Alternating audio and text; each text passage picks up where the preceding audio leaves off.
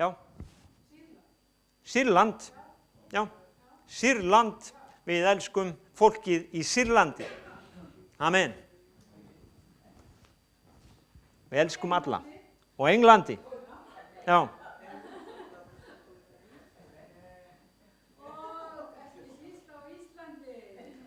Amen. Takk Jesus. Halleluja. Amen. Og þegar að kirkjan bað heitt fyrir Pétri, munið það? Já. Hvað gerist? Það kom engill frá Guði, opnaði fangelsið. Þegar Daniel bað, þá kom engill líka, braust í gegnum tignir og völd. Þegar Ísraelsmenn báðu, þá kom Guð sjálfur niður til jarðar og sagði, ég ætla að leysa ykkur út úr Egyptalandi. Þannig að við erum orðin svo vön. Einhver sagði að Dalai Lama hefði sagt að það þýddi ekkert að biðja lengur. Það sagði það einhver í gær á kallafundi. Dalai Lama hefði sagt að það þýddi ekkert að biðja lengur því að Guð væri hættur að heyra bænir.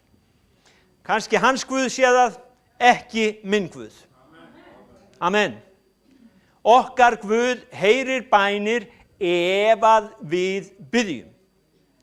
Og þessi mynd að við séum bara betla af Guði, hún röng.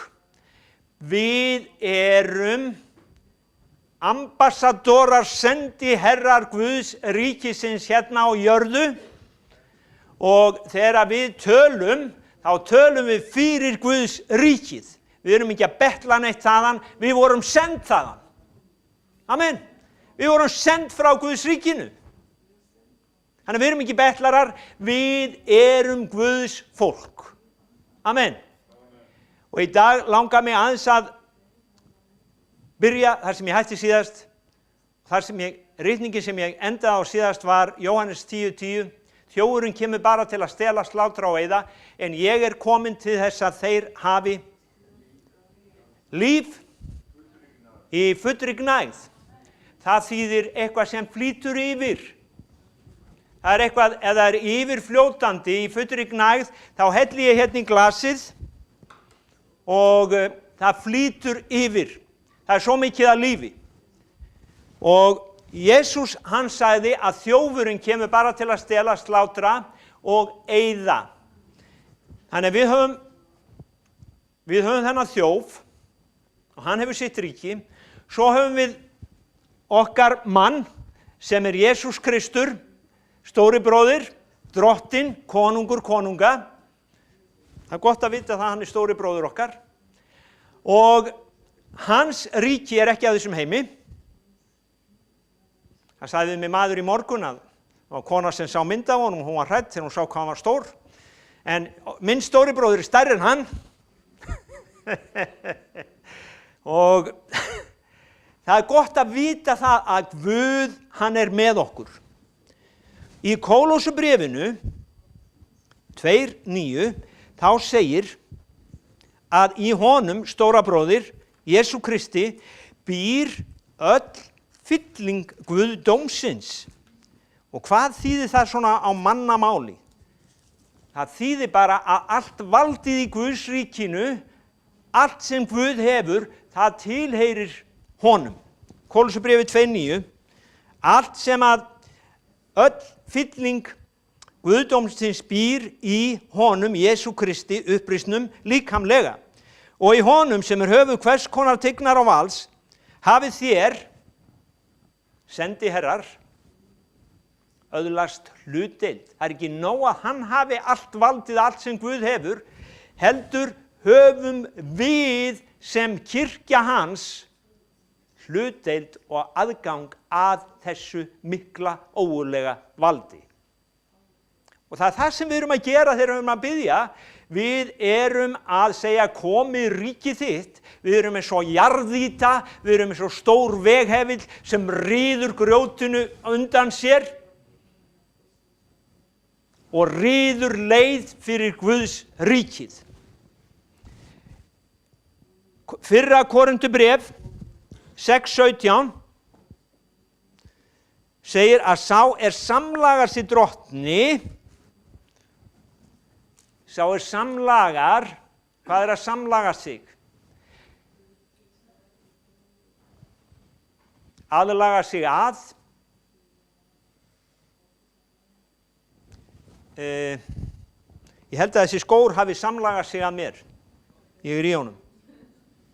Jakkinn, hann hefur líka samlagað sig að mér af því að ég klæðist honum.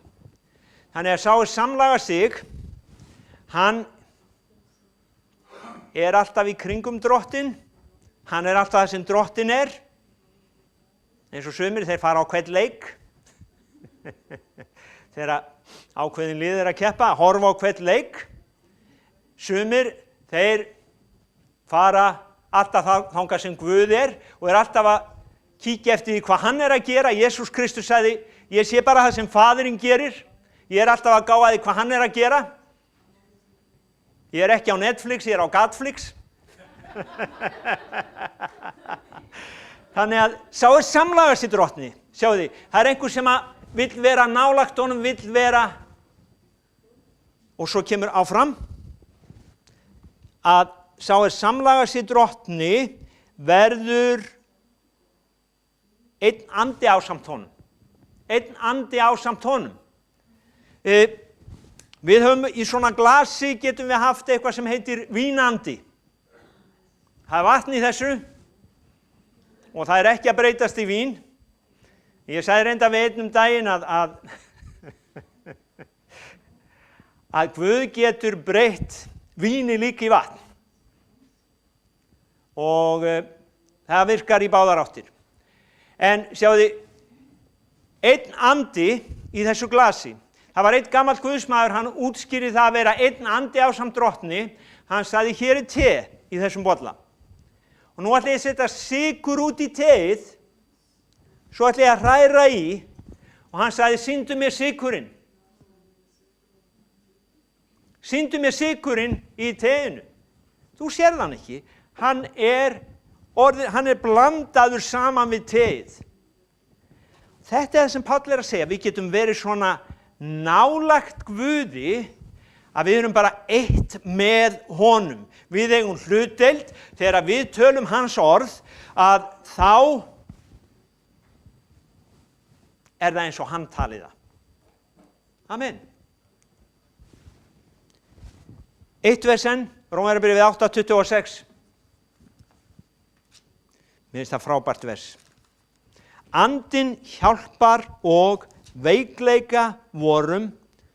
Þannig hjálpar andinn oss í veikleika vorum. Við vitum ekki hversu við eigum að biðja eins og ber, en sjálfur andinn biður fyrir oss með andvörpunum sem ekki verður orðum að komið. Rómverjabréfið 8:26. Þannig hjálpar andinn oss í veikleika vorum. Ég sá frábæra mynd í morgun þegar ég var að lesa þetta, að hér heilagur andi, hann hjálpar þér í veikleika þínum, hann innra með þér, hann eitt með þér, þú einn andi ásamt honum, en sjáðu til, hann kallað hjálpari. Ég á annan hjálpara sem Guð gaf mér. Guð kallaði hana meðhjálp, og mönnum finnst það mjög niðrandi orði í dag að kalla konuna sína meðhjálp, en Guð kallaði hana meðhjálp, og þegar að þú lítur á þessa mynd hér, að heilagur andi, Guð sjálfur þín meðhjálp, þá breytist sú mynd. Sjáðu, konan mín og ég erum eitt, og ef að konan mín lánar þér bílinn minn,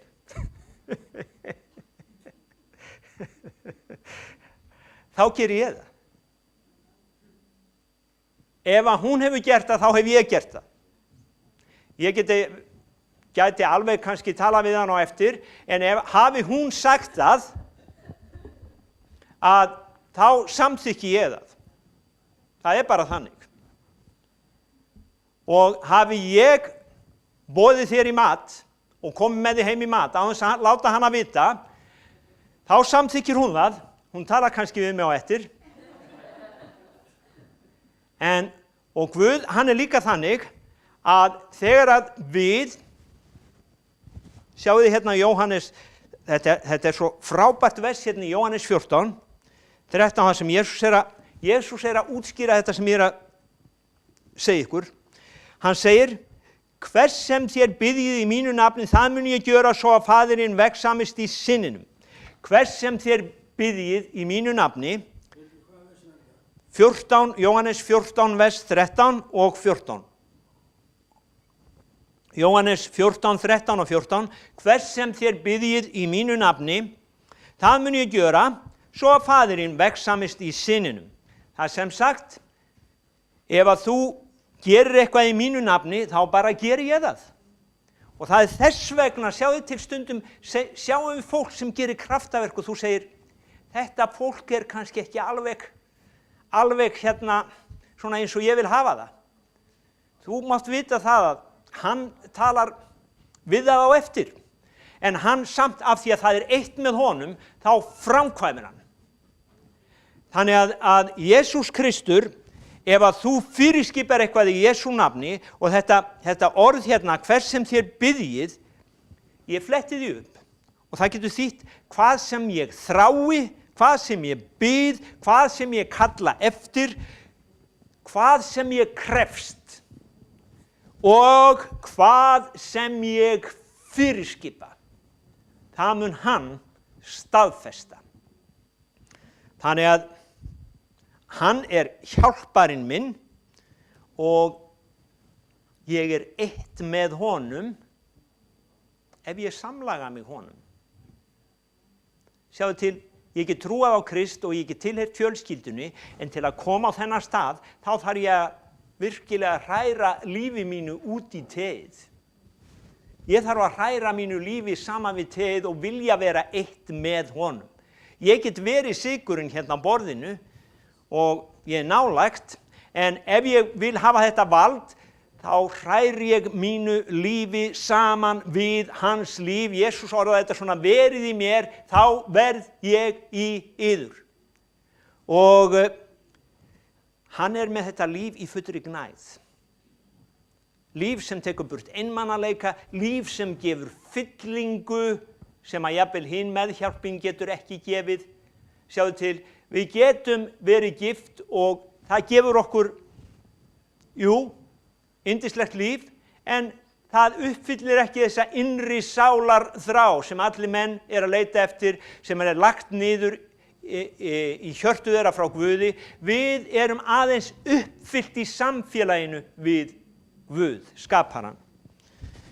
Nú, Páll postuli, og ég skrifa hérna, það furða að Páll segir allt tjón. Ég bara met allt sorp. Páll var einn menntaðasti maður síns tíma. Ég bara orðaði það þannig. Og hann í raun og veru var sem farisei, þá var hann óaðfinnanlegur. Svo segir hann bara, ég met þetta allt vera sorp, tjón.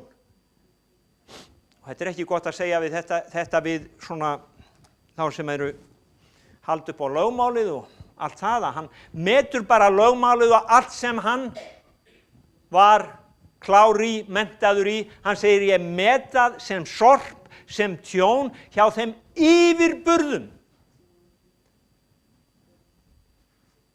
að hafa líf mitt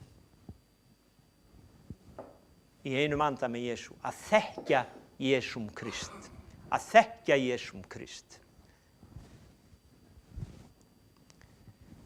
Og myndin í Gamla testamentinu að þessu er land sem flýtur í mjólk og hunangi, eða eins og við töluðum síðasta sunnudag, samfélag þar sem olían flæðir. Kristnir koma saman, Jesús Kristur höfuðið, myndin í Sálmi 133, Aron presturinn, olían lag niður frá höfðinu, niður á kirtilfaldinn. Jesús Kristur okkar æðsti prestur, og þegar við komum saman sem líkami, þá eitt sem byrjar að gerast. Ef við komum saman í trú, þá þá byrjar þessi olía að flæða. Kraftaverk byrja að gerast, lækningar eiga sér stað, af því að olían, smurningin, lífið yfirfljótanlega í fullri gnægð byrjar að flæða frá höfðinu niður og inn í líkamann. Gamla testamentið sagði okkur söguna af fyrirheitna landinu sem flaut í mjólk og hunangi. Og mér langar að nota það bara sem mynd upp á það að ef að allt þetta er í boði,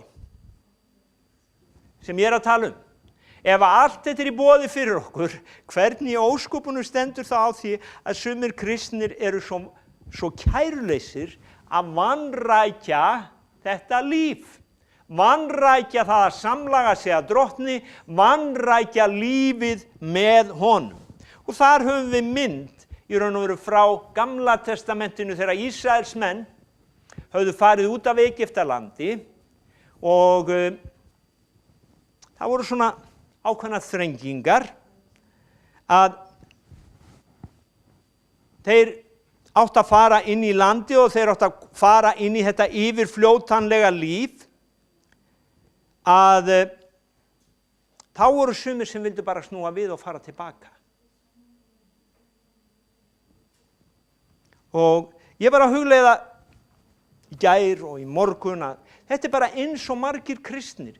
Sko, það er svo auðvelt að sjá þetta hjá þeim að það voru svona, já, þeir voru í eyðimörk og það var ekki McDonald's eða neitt svoleiðis og svo áttu þeir að fara og taka þetta land.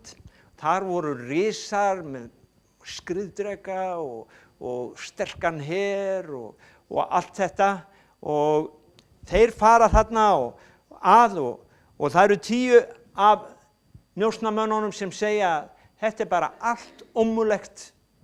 Samt var lífið þarna í fullri gnægð fyrir handan hornið en þeir gátu bara ekki séð að þær gætu höndlað það. Og margir kristnir, þar sem ég er búin að vera að lýsa fyrir ykkur í dag, þeir sjá þetta og þeir segja yes, yes, yes, og verða spenntir þegar við predikum þetta, en samt er eitthvað svo erfitt að koma inn í þetta líf.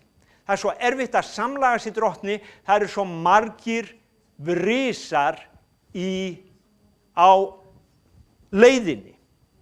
Þannig að það má segja að þetta sé líkt með okkur og þeim í Mósebókinni. Og kafli 13-14 segir okkur þessa sögu og í 14. kaflanum, versi 9 í 4. Mósebók, ég ætla kannski bara að lesa það vers.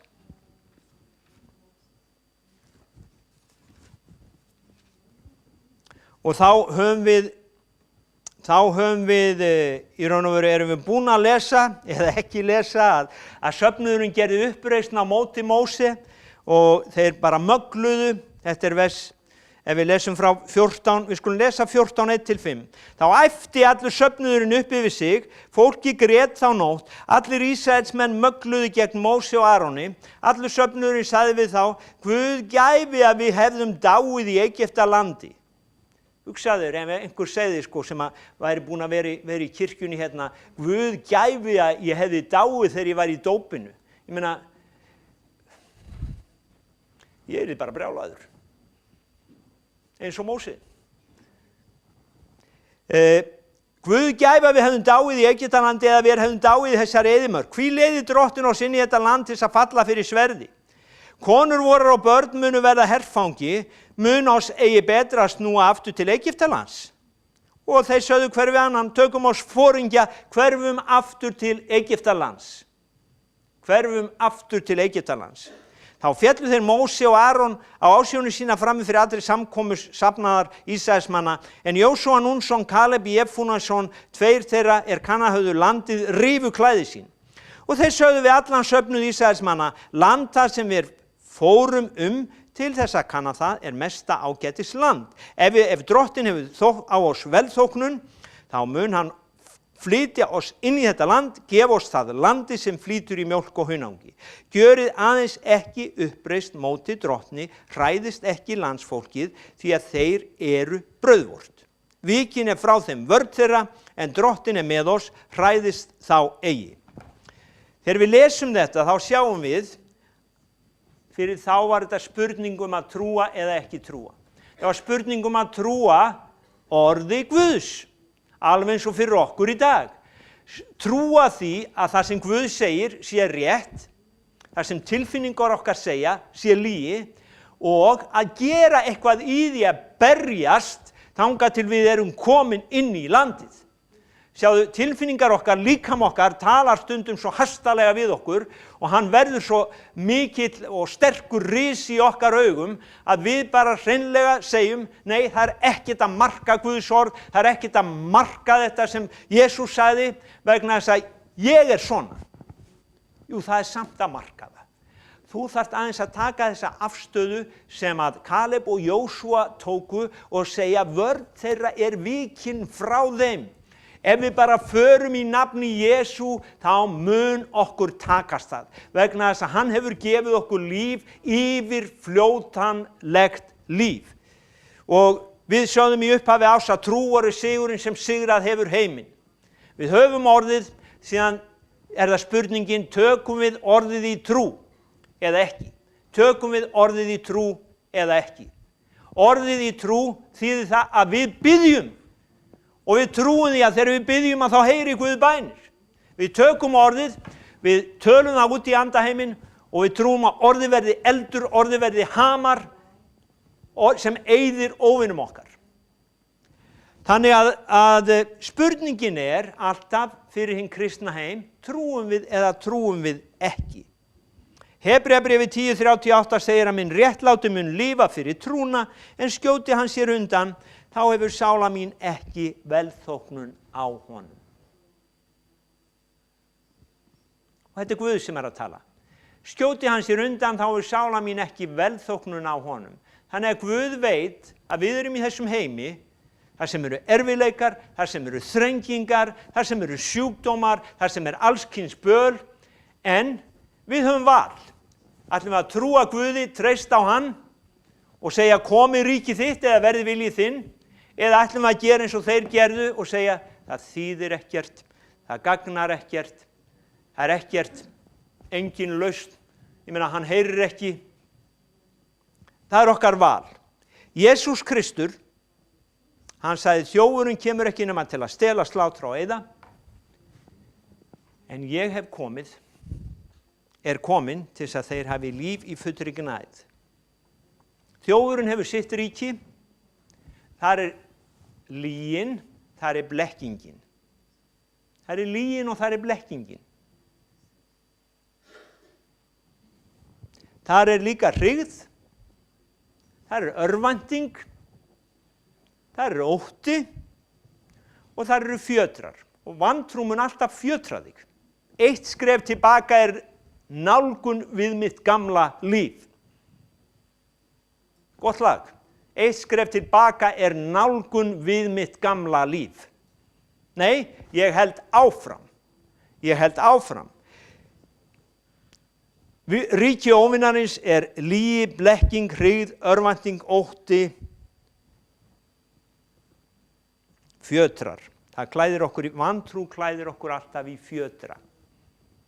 Kristur með sitt ríki, hann kom með líf í fullri gnægð, þar ríkir sannleikur og frelsi. Þar ríkir, eins og við lásum síðasta sunnudag, gleði, kærleikur, samfélag, hlýja. Þannig að lífið í Kristi, það er í fullri gnægð. Við þurfum bara að byrja að drekka. Við þurfum að bara hella okkur út í laugina og verða eitt með honum. Og þegar við erum eitt með honum, að það sem við segjum, það staðfestir hann. Það sem við segjum, það staðfestir hann og hann er okkar hjálpari. Hann ekki bara okkar drottinn, hann okkar hjálpari. Hann hefur auðmýkt sig svo mikið að hann hefur gefið sinn heilaga anda til að vera okkar meðhjálp. Hugsið ykkur, að við getum ráðið stundum hvert heilagur andi fer, af því hann innra með okkur og hann hjálpar okkur þar sem við erum. Stundum hann ekki ánægður með hvar við erum og ef við förum yfir ákveðið strik, það segir hryggið ekki heilagan anda, þá hreinlega fer hann frá okkur. En hann mjög þolinmóður, langlindur, gæskuríkur, góðviljaður og hann mun aldrei sleppa okkur hendinni, það að segja drottinn, og aldrei yfirgefa okkur. En við getum hryggt hann þannig að hann heldur sig í fjarlægð. Og þó hann haldi sig í fjarlægð, þá ekki þar með sagt að hann hafi sleppt af okkur hendinni. Þess vegna segir það að Jesús Kristur, hann kominn til þess að þú hafi líf í fullri gnægð. Líf í fullri gnægð. Líf í fullri gnægð. Og þegar þú meðtekur að þessu lífi, að þá verða þín orð hans orð og hans orð þín orð. Þú verður í honum og hann verður í þér. Og systkini, þetta yndislegt líf. Þetta barátta, en þetta svo yndislegt líf.